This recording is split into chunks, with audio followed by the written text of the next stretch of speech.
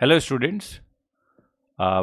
First of all तो मैं sorry बोलना चाहूँगा कि मैंने कमिट किया था लास्ट वीक कि हर रोज़ दो प्रॉब्लम डालूँगा, बट वो डाल नहीं पाया। और इन फ्यूचर भी मुझे लग नहीं रहा है इन नियर फ्यूचर मैं ऐसा कर पाऊँगा, क्योंकि अभी काफ़ी पर्सनल कमिटमेंट्स भी हैं कुछ। और दूसरी चीज़ है कि ये आप लोगों के लिए ही कुछ मैं चीज़ जो डिज़ाइन कर रहा हूँ उसके टेक्निकल पार्ट में अटका पड़ा हूँ। मैं खुद के लेवल पे ट्राई कर रहा हूँ, जिस चीज़ में बहुत अच्छा नहीं हूँ वो भी करना पड़ रहा है। तो उस वजह से और लॉकडाउन की वजह से कुछ चीज़ें सर्विसेज में भी बहुत दिक्कत हो रही है, तो उसकी वजह से थोड़ी दिक्कत आ रही है।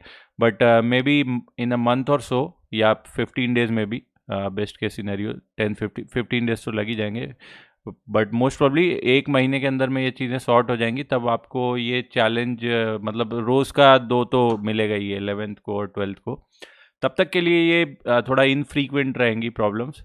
बट अब आ जाते हैं सॉल्यूशन पे, है ना। इस क्वेश्चन के सॉल्यूशन पे देखते हैं। ये क्वेश्चन मेरा one of the favourite question है इलेक्ट्रोस्टैटिक्स का। क्यों है? उसका भी रीज़न है कि इस क्वेश्चन में कहीं पे भी जब आप सॉल्व करोगे, एक्चुअली आपसे सॉल्व हो जाएगा, तब दिखेगा कि इसमें कहीं पे कोई हाई फंडा कुछ बड़ी चीज़ की ऐसी ऐसा ज़रूरत नहीं थी। पर फिर भी ये क्वेश्चन एस्केप करता है बहुत सारे लोगों को। इनफैक्ट बहुत सारे टीचर्स को भी ये सीधा डायरेक्ट नहीं दिखता। बहुत सारे लोग जो एक्चुअली प्रो लेवल हैं वो भी मिस आउट करते हैं इसमें कि क्या करना है कैसे करना है, सोच नहीं पाते। तो बट उसका ये मतलब नहीं है कि इसमें कहीं पे भी ये चीज़ बहुत ज़्यादा सिलेबस के बाहर जाती है। और सिलेबस सिलेबस एज इन, अगर आप स्ट्रिक्टली मेरे से पूछोगे ऐसा क्वेश्चन जेई में आएगा क्या, नहीं आएगा क्या, इमटेरियल, मतलब ऐसी बात नहीं कर रहा हूँ मैं। बस क्वेश्चन को एक बार पहले समझो, फिर उसके बाद मज़ा आएगा इसमें। क्वेश्चन क्या बोल रहा है कि जैसे एक बैटरी है, मान लो एक हमको एक बैटरी गिवन है जिसका पोटेंशियल डिफरेंस या ईएमएफ 1.5 वोल्ट है, और हमें दो कैपेसिटर मान लो मार्केट से लाके खरीद के दे दिए गए। ये दो कैपेसिटर ले लिए हमने और एक बैटरी ले ली। आप सिर्फ इन तीनों का यूज कर सकते हैं और चाहे जो करें हम इनके साथ, मतलब कंप्लीट फ्रीडम है। अब हमें बताना है कि कितना मैक्सिमम पोटेंशियल बना सकते हैं। पोटेंशियल का मतलब यहाँ पे बेसिकली पोटेंशियल ड्रॉप से है। तो कितना मैक्सिमम पोटेंशियल ड्रॉप हम अचीव कर सकते हैं। तो मैक्सिमम पोटेंशियल ड्रॉप का मतलब है कि बेसिकली हमारे पास तीन चीज़ें हैं, तीनों के क्रॉस पोटेंशियल ड्रॉप हो सकता है किसी न किसी तरह से। तो वो मैक्सिमम पोटेंशियल ड्रॉप का मतलब है कि तीनों के क्रॉस पोटेंशियल डिफरेंस जो भी हम क्रिएट कर सकते हैं उनके एल्जेब्रिक सम का मैक्सिमम वैल्यू, है ना। जैसे इसके क्रॉस, बैटरी के क्रॉस तो हमेशा 1.5 है। कैपेसिटर C1 एंड C2 के क्रॉस कितना पोटेंशियल डिफरेंस होगा वो डिपेंड करेगा कि कितना चार्ज है इस पे, ठीक है। अब यहाँ पे मज़ेदार पार्ट क्या है कि अगर मतलब बिल्कुल सीधा सीधा सोचना चालू करो कि चलो अच्छा इस वाली बैटरी को लो और इसको चार्ज कर दो C1 के साथ, ठीक है। तो C1 के साथ लगा के इस बैटरी को चार्ज करेंगे तो जितना बैटरी का पोटेंशियल डिफरेंस है उतना ही इसमें भी आ जाएगा। तो इसमें आ जाएगा 1.5 वोल्ट। और C2 को अगर चार्ज कर दो फिर से अलग से, C1 को हटा दो अलग से और फिर C2 को लगा दो बैटरी के साथ, तो अब ये भी हो जाएगा 1.5 वोल्ट का चार्ज। तो तीनों में 1.5 वोल्ट का पोटेंशियल डिफरेंस आ रहा है। तो बेसिकली इस तरह से तो लग रहा है कि हाँ, मैक्सिमम पोटेंशियल डिफरेंस जो हो जाएगा तीनों के क्रॉस मिला के अगर देखें तो हो जाएगा 1.5 इंटू 3 4.5 वोल्ट का। बट अगर मैं कहूँ कि आंसर ये नहीं है, इससे ज़्यादा है, तब तो फिर ये क्वेश्चन बिल्कुल, फिर तो ऐसा हो जाना चाहिए आइडियली, अगर आपको थोड़ा भी इंटरेस्ट है फिजिक्स में, या मैं कहूँ सोल है, कि अगर आपको इतनी फिजिक्स समझ में आती है कि जितना मैंने अभी तक बताया, और इतने के बाद भी अगर मैं बोलूँ कि the answer is 6.6 volt not 4.5 volt, then if you have a soul you must know it. मतलब फिर तो कोई एक्सक्यूज़ नहीं बनता है। फिर अगर आप कोई इंटरेस्ट नहीं आ रहा, कुछ नहीं आ रहा, तो फिर आपका मतलब एक बोलते हैं ना जैसे प्रॉब्लम सॉल्विंग का कोई कीड़ा ही नहीं रहा, मतलब आप वो ख़त्म हो चुका है। फिर आप बस लेबर मजदूर की तरह शायद आईआईटी वाईटी जाने के सपने देख रहे हो, बट कोई फ़ायदा नहीं है। मतलब वो आपका मन ही ख़त्म हो गया है सब चीज़ें करने का। और ये बेसिक्स है, अगर ये आप करना नहीं चाहते तो फिर आपका होने का क्या मतलब है? होगा ही नहीं, मोस्ट प्रोबेबली होएगा ही नहीं। मतलब अगर आपको मन ही नहीं है, हुआ नहीं, दैट्स अ डिफरेंट स्टोरी। नहीं होगा, ये बहुत ज़्यादा के चांसेस बनते हैं कि ठीक है ट्राई किया नहीं हुआ। बट अगर इसको इतना समझने के बाद अगर ये क्यूरियोसिटी ही नहीं जगी कि इसको ट्राई करना है, तो फिर मतलब समझ लो कि अभी तक आप जो पढ़ाई पढ़ रहे थे वो जो भी है अपने हिसाब से वो आपने तरीका ही सही नहीं रखा, आपको कोई मज़ा ही नहीं आता प्रॉब्लम लगाने में, या कोई भी अच्छी भी प्रॉब्लम आपको एज सच एंटरटेन ही नहीं कर पाती, या आपकी क्यूरियोसिटी नहीं अराउज कर सकती। अगर ये नहीं कर सकता तो आई बिलीव कुछ भी नहीं कर पाएगा, फिर आपको मज़ा नहीं आएगा।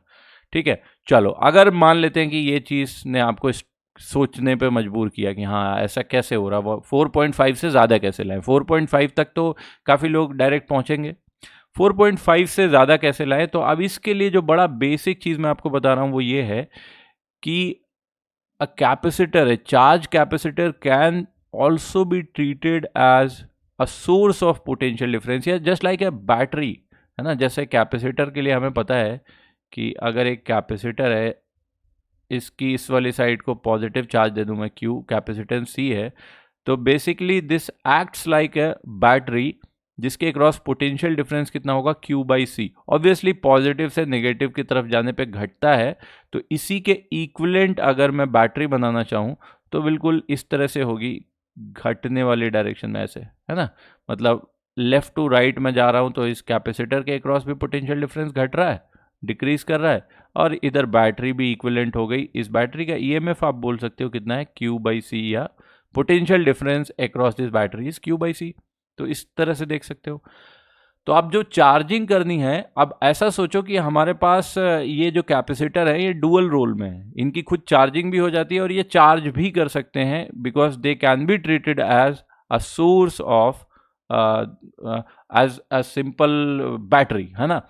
बस फर्क क्या रहेगा कि बैटरी के अक्रॉस पोटेंशियल डिफरेंस कांस्टेंट रहता है, बट ये हमारे जो कैपेसिटर सोर्स होंगे वो इन सोर्स की पोटेंशियल डिफरेंस भी चेंज हो जाएगा अगर इनके ऊपर चार्ज चेंज हो जाए। ठीक है, तो अब हम क्या करते हैं कि देखो मैक्सिमम पोटेंशियल डिफरेंस हमें क्रिएट करना तो दिख रहा है कि बैटरी का पोटेंशियल में तो कुछ कर नहीं पाएंगे, इन कैपेसिटर्स को ज़्यादा से ज़्यादा चार्ज करना है, हमें मैक्सिमम चार्ज करना है।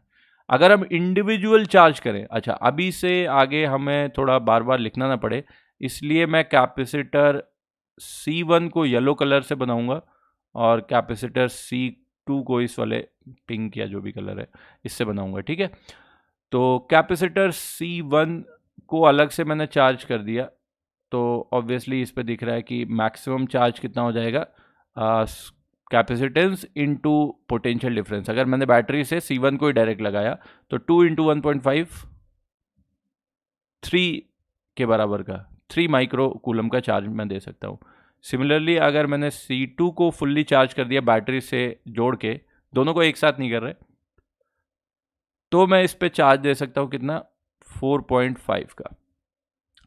बट अगर मैं अब इन्हीं में से किसी एक का चार्ज बढ़ाना चालू करूं, और वो बढ़ा कैसे सकता हूं कि अब मैं एक सोर्स से चार्ज करने की जगह दो सोर्स से चार्ज करूं। फॉर एग्जांपल मैं 4.5 वोल्ट वाले कैपेसिटर को चार्ज करने लग जाऊं, इस बैटरी और इस कैपेसिटर को, दोनों को एक कंबाइंड सोर्स लेते हुए, और ऑब्वियसली दोनों के कंबाइंड सोर्स मैं इस तरह से जोड़ूंगा जिससे उनके पोटेंशियल डिफरेंस ऐड हो रहे हैं। तो कैसे मैं जोड़ूंगा, देखो एक तो बैटरी हो गई मेरे पास इस तरह की, ठीक है, और इसी बैटरी के टैंडम में मैंने जोड़ दिया एक कैपेसिटर, ये 2 माइक्रोफैरड वाला, जिस पे +3 चार्ज ऑलरेडी है, +3 चार्ज ऑलरेडी है इस साइड से। बट मैं साइड ऐसे लूंगा कि सेम डायरेक्शन में जाए, तो इधर इस ऐसे, अगर एक मैं सर्किट कंप्लीट करना चाह रहा हूँ, इधर देखो अगर मैं इस तरह से सर्किट कंप्लीट करना चाह रहा हूँ, तो इसमें देखो कि बैटरी इधर लेफ्ट टू राइट आए, फिर सेम साइकिल में ऐसे गोल गोल घूमते हुए चले जाएं, तो पॉजिटिव इधर इधर बढ़ रहा है, तो मुझे भी पॉजिटिव इधर रखना है, मतलब नेगेटिव चार्ज इसके पॉजिटिव टर्मिनल की तरफ होना चाहिए, तो इसके पॉजिटिव टर्मिनल की तरफ नेगेटिव चार्ज होना चाहिए। तो वो कितना रख लेते हैं, -3 वाली साइड रख लेते हैं। अब उसको जब चार्ज करें इस कैपेसिटर को, तो 4.5 जिस पे चार्ज पहले से ही पड़ा हुआ है, मतलब कि C2 जो है, इस C2 को हम उल्टी डायरेक्शन में रख लें क्योंकि इसे हमें चार्ज करना है। ठीक है, अब चार्जिंग से पहले, मतलब ये सर्किट कंप्लीट करने से पहले, यहाँ पे स्विच कहीं लगा हुआ, लेट से इसको हटा देते हैं एलिमेंट को, तो उससे पहले इस पे चार्ज था +4.5 इस वाली साइड पे। ठीक है, अब जैसे ही हमने बैटरी को कनेक्ट किया या इस सर्किट को कंप्लीट किया, इस बैटरी के थ्रू कुछ चार्ज चला जाएगा, प्लस क्यू मान लेते हैं, इधर से प्लस क्यू गया, तो इस वाली साइड पे हो जाएगा -3 प्लस क्यू, जिसको मैं लिखना चाहूँ तो ऐसे भी लिख सकता हूँ कि बेसिकली -3 माइनस क्यू चार्ज हो गया। ठीक है, और ऑब्वियसली जितना चार्ज इधर से गया दूसरी साइड से रिलीज हो जाएगा, तो इसके इस वाले टर्मिनल पे +4.5 प्लस क्यू हो जाएगा, यहाँ पे अब हो जाएगा 4.5 प्लस क्यू ऐसा, और फिर वही चार्ज आके बैटरी के नेगेटिव टर्मिनल में आ जाएगा। अब मैं लूप लॉ से इक्वेशन अगर लिखूं, इस सेंस में अगर लूप लॉ की इक्वेशन लिखूं, तो बैटरी का पोटेंशियल डिफरेंस 1.5 और इधर नेगेटिव से पॉजिटिव टर्मिनल की तरफ जा रहे हैं, तो पोटेंशियल डिफरेंस बढ़ेगा, तो +3 minus Q by capacitance of yellow वाला 2, और फिर इधर जा रहा हूँ प्लस से माइनस में, तो प्लस से माइनस में माइनस साइन के साथ -4.5 plus Q by 3 equal to 0। इससे देखो तो 3/2 हो गया 1.5, ये भी हो गया -1.5, ये दोनों तो कैंसिल हो जाएंगे, ये बचेगा 1.5, तो 1.5 minus Q by 2 minus Q by 3, Q by 3 मिला के 5 क्यू बाई 6 बन जाएंगे, तो -5 Q by 6 equal to 0, that means Q equal to 1.5 into 6, 9/5, 9/5 is 1.8, so 1.8 micro coulomb का चार्ज देखो फिर से आ गया। तो जिस कैपेसिटर को हमने देखा था कि सिंगल बैटरी से लगा के हम सिर्फ 4.5 माइक्रो कूलम का चार्ज दे पा रहे थे, अब दो को सोर्स की तरह यूज करना चालू किया, तो अब इस पे चार्ज, जो नया चार्ज आ गया वो हो गया 4.5 प्लस 1.8, इतना चार्ज हो गया। बट दूसरी वाली का चार्ज कम हो गया, दूसरी वाली पे अब बचा कितना, 3 माइनस 1.8। अब एक काम करो, अब अब यहाँ पे कोई तार है, इस तार को काट दो, चार्ज जितना आ गया वो तो आ ही गया है, सब जगह से तार हटा दो। अब ये वाला जो कैपेसिटर था ये तो ऑलरेडी चार्ज हो चुका है अप टू 6.3 माइक्रोकूलम, इस वाले कैपेसिटर पे चार्ज कम हो गया है, मतलब इसकी एज ए सोर्स कैपेसिटी कम हो गई है, तो इसकी कैपेसिटी और बढ़ा के फिर से इसको चार्ज करेंगे। अगर मैंने टारगेट बना लिया कि इस C2 वाले को मुझे चार्ज इस पे बढ़ाते जाना है, तो ऑब्वियसली मुझे सोर्स की पावर बढ़ानी पड़ेगी, ज़्यादा पावरफुल बैटरी लगानी पड़ेगी। तो इसके लिए मैं क्या करूँगा कि इसका चार्ज जितना घट गया वो बढ़ाऊँगा। कैसे बढ़ा सकता हूँ, वो मैं बढ़ा सकता हूँ अब इस तरह से कि इस बैटरी के साथ मैं सिंपल तरीके से इस कैपेसिटर को फिर से कनेक्ट कर दूं, तो अब ये फिर से 1.5 वोल्ट चार्ज हो जाएगा, तो इस पर फिर से चार्ज आ जाएगा +3। ठीक है, इस पर फिर से चार्ज आ गया +3, और फिर से वही कहानी मैं दोहरा दूंगा कि इस वाले C2 को फिर से उसके साथ सीरीज में लाऊंगा। अब अगली बार थोड़ा कम चार्ज आएगा, आप कैलकुलेशन करके देखना, थोड़ा सा कम आएगा बट आएगा जरूर। फिर वही प्रोसेस दोहराऊंगा कि सबको अलग अलग करूंगा, इसको फिर से फुल्ली चार्ज करूंगा और ये करते जाऊंगा। जस्ट लाइक एक प्रोसेस मैं आपको बता रहा हूं कि जैसे आप एक 2 पानी की टंकी ले लो, ठीक है, और दोनों में मान लो डिफरेंट लेवल तक पानी भरा हुआ है, आप एक से पानी दूसरे में डाल रहे हो, ठीक है, ये फ्लो तब तक चलते रहेगा जब तक दोनों का लेवल क्या ना हो जाए, सेम ना हो जाए। फिर जैसे ही सेम हो गया, अब हम क्या कर रहे हैं कि पहली वाली टंकी को फिर से रीफिल कर दे रहे हैं और फिर इसको भर रहे हैं, फिर से रीफिल कर दे रहे हैं। बट ये जो टंकी रीफिल हो रही है उसकी एक फिक्स कैपेसिटी है। सिमिलर यहाँ पे एनालॉजी देखो कि ये जो 3C1 है, बेसिकली C1 को हम एक फिक्स 1.5 वोल्टेज तक ही लेके जा सकते हैं। तो रीफिल करने के बाद भी जैसे मान लो जितनी भी फिक्स हाइट इसकी है, मान लो 2 मीटर है, उससे ज़्यादा हम नहीं कर सकते। तो इस वाले को अल्टीमेटली हमें देखना होगा कि दूसरे वाले को थोड़ा थोड़ा करके हम बढ़ाते जा रहे हैं दूसरे वाले में पानी, तो मैक्सिमम कितना बढ़ा सकते हो, 2 मीटर तक ही बढ़ा सकते हो। वही चीज़ यहाँ पे भी आएगी, बट करके देख लो। वो प्रोसेस थोड़ा सा इस सर्किट वाले टर्म्स में भी समझ लेना ज़रूरी है। ठीक है, इसको मैं मिटाते जा रहा हूँ। अब की बार क्या कर रहे हैं कि ये बढ़ाते बढ़ाते बढ़ाते लास्ट वाले आइट्रेशन में हम लोगों ने क्या किया कि ये C2 पे तो +3 कूलम का चार्ज आ ही जाता है, मतलब इस साइड से हम माइनस लगा रहे थे सोर्स बनाने के लिए -3, और दूसरी साइड से बैटरी लगी हुई है, और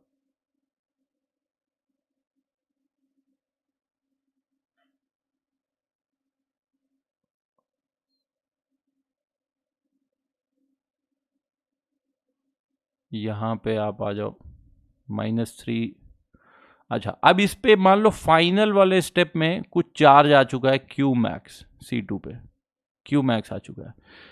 क्यू मैक्स का मतलब क्या होगा कि अगर मैक्सिमम चार्ज आ गया तो इसका मतलब अब उससे ज़्यादा बढ़ने नहीं वाला, मतलब कि अगर फाइनल आइटरेशन में इसको लगा भी दोगे तो इस बैटरी से एक्चुअली कोई चार्ज नहीं जाएगा, क्योंकि अगर चार्ज जाता तो ऑब्वियसली क्यू मैक्स से भी बड़ा हो जाता, फिर वो मैक्सिमम तो रह ही नहीं जाता। मैक्सिमम का मतलब है कि अब लास्ट आइटरेशन में जो भी चीज़ है अगर इस सर्किट को आप कनेक्ट भी कर दोगे तो भी there will be no change, जो जैसा है वैसा ही रहेगा, ठीक है। अब फर्दर चार्जिंग का कोई मतलब नहीं है, तो उस वाली कंडीशन में अगर सॉल्व कर ले हम इक्वेशन लगा के कि ये क्यू मैक्स है कितना, तो फिर से लूप की इक्वेशन लिखो इस डायरेक्शन में। तो ये बैटरी का हो गया 1.5, इसका भी हो गया 1.5, तो प्लस 1.5, और क्यू मैक्स यहाँ पे इस साइड से पॉजिटिव है तो minus Q max by capacitance of C2 is 3 equal to 0. That employs Q max is basically 3 into 3, ये आ गया 9 माइक्रो कूलम। तो मैक्सिमम चार्जिंग जहाँ पे दिख गया कि C2 पे डायरेक्ट हम एक सोर्स से कर रहे थे तो वो चार्ज हो रहा था उसका 4.5 माइक्रो कूलम तक, बट अब हो रहा है 9 माइक्रो कूलम तक। तो अब हमें पता लग गया कि C2 तो हम इतना चार्ज कर सकते हैं, तो we can charge C2 by maximum 9 micro farad. अब इस लॉजिक से कोई और आगे एक्सटेंड कर सकता है कि सर बिल्कुल इसी तरह से हम C1 को भी फुल्ली चार्ज कर लें, बट ये कहानी हम क्यों नहीं कर पाएंगे C1 के साथ अब, क्योंकि C2 को जब चार्ज कर रहे थे तो हम C1 को बार बार इस बैटरी से चार्ज कर रहे थे, बैटरी से। और अगर हम C1 को फिर से इसी प्रोसेस के थ्रू मैक्सिमम पोटेंशियल डिफरेंस देने लग जाएंगे या मैक्सिमम चार्ज करने लग जाएंगे, तो दिक्कत क्या होगी कि किसी भी तरह से हमने C2 को 9 माइक्रोफैरेड तक का चार्ज दिया है और वो बार बार की जैसे ही बैटरी से लगाएंगे फिर से इसके ऊपर चार्ज जो हो जाएगा वो हो जाएगा 4.5, तो जो सारी मेहनत करी थी वो बेकार हो गई। तो अब मतलब हम ये काम फिर से दोबारा इस C1 के साथ नहीं कर सकते। तो अगर अभी के हिसाब से देखो कि हाँ एक का चार्ज हमने मैक्सिमम कर लिया या एक के क्रॉस पोटेंशियल डिफरेंस हमने जितना पॉसिबल हो सकता था बाकी दोनों को सोर्स बना के वो कर लिया, और ऑब्वियसली इस अर्ली कंडीशन में सीधा दिख रहा है कि जो पोटेंशियल डिफरेंस आएगा C2 के अगेंस्ट वो यही होगा Q मैक्स बाई 3, और उसकी वैल्यू कितनी है 3 के बराबर। तो अब हमें दिख गया कि C2 के अगेंस्ट मैक्स हमने निकाल लिया है, V मैक्स जो निकाल लिया that is equal to 3 volt. C1 के अक्रॉस हम V मैक्स निकाल लेंगे सीधा बैटरी से कनेक्ट करके 1.5 का, तो 1.5 C1 का मैक्स हो गया और बैटरी का मैक्स हो गया बैटरी की तो फिक्स वैल्यू 1.5 और इसका 3, तो 3 + 3 6 हो गया, तो 6 आ गया। बट 6 से भी ऊपर आंसर है, तो 6 से भी ऊपर हम सोच सकते हैं तो सोचना चाहिए।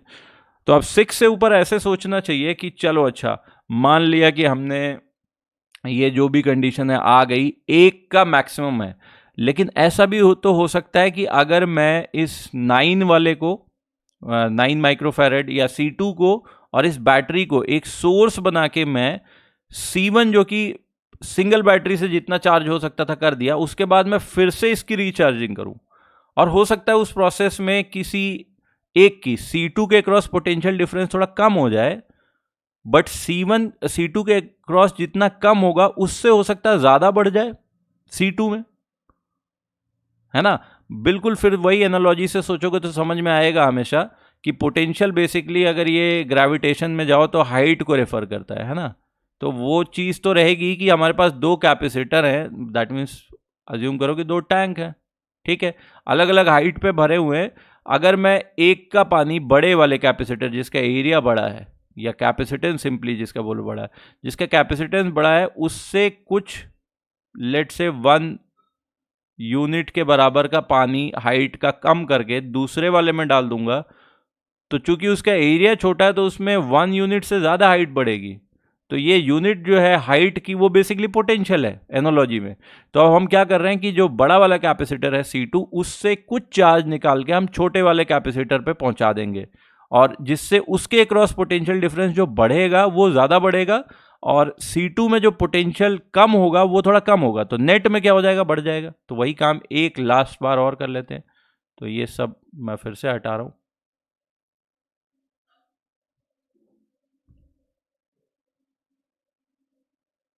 तो अब हमने सोर्स बना लिया, एक तो C2 को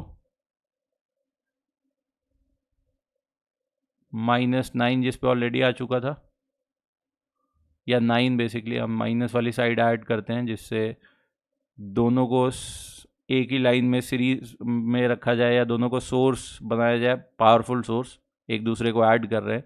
ये बैटरी का हो गया 1.5, और दूसरा वाला जो C1 है जिसको हमने सिंगल बैटरी से लगा के सिर्फ पहले ही चार्ज कर लिया था, सिर्फ बैटरी से, तो ऑब्वियसली उस पर भी चार्ज आ गया होगा 3 का, और उसको चार्जिंग करनी है तो प्लस वाली साइड अब हम इसके सामने रख देंगे। तो मैक्सिमम इस पे चार्ज करना, तो इस पे अब हमने +3 रख दिया ऐसे और जोड़ दिया।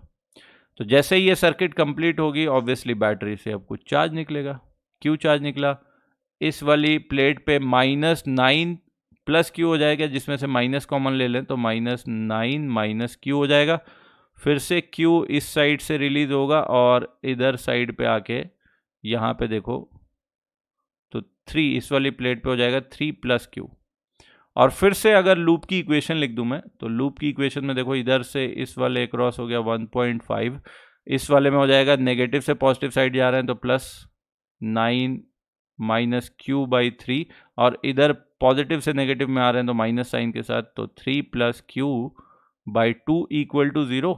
ऐड करते जाओ तो 1.5 + 9/3 इज 3, और ये 3/2 इज 1.5, तो ये 1.5 कैंसिल हो गए, तो 9/3 3 बेसिकली आ गया, -q/3 -q/2, तो -5q/6 = 0। दैट मीन्स q = 18/5 36/10 या 3.6। सो q की वैल्यू आ गई 3.6। अब पोटेंशियल डिफरेंस तीनों के अक्रॉस कितना होगा वो निकाल लेते हैं q की वैल्यू पुट करके। तो बैटरी वाला पार्ट तो देखो 1.5 ही है, इस वाले के अक्रॉस C2 के अक्रॉस जो पोटेंशियल डिफरेंस है वो 9 - q/3 था। 9 - q/3 सबके तीनों के अक्रॉस बेसिकली हमें इसी कंडीशन में देख लेते हैं कि इस टाइम पे V टोटल कितना आया। V total that will be equal to battery का potential difference which is 1.5 plus C2 के across potential difference which is 9 - q/3। 9/3 वाला पार्ट हो गया 3, और q/3 वाला पार्ट हो गया बेसिकली 3.6/3, तो -1.2 प्लस C2 के अक्रॉस पोटेंशियल डिफरेंस निकालो, तो C2 के अक्रॉस पोटेंशियल डिफरेंस ये वाला टर्म आ गया 3 + q/2, सो 3/2 इज 1.5, सो +1.5, और q/2 is 3.6/2, so this is 1.8। अब इन तीनों को उठा के जोड़ के देखो तो 1.5 + 1.5 3 + 3 6, और इन दोनों में +0.6 और आ गया, तो 6.6 वोल्टेज आ गया। ये चीज़ यहाँ पे देखो ना, यही चीज़ मैं बता रहा था एनालॉजी से आपको कि ये कम जितना हुआ ना उससे ज़्यादा बढ़ गया दूसरे में। अब इससे ज़्यादा हम लोग अचीव नहीं कर पाएंगे। तो ये क्वेश्चन अच्छा लगा हो तो इसको शेयर वेयर करो, और बाकी सारे प्रॉब्लम फिर ट्राई करते रहना। Thank you.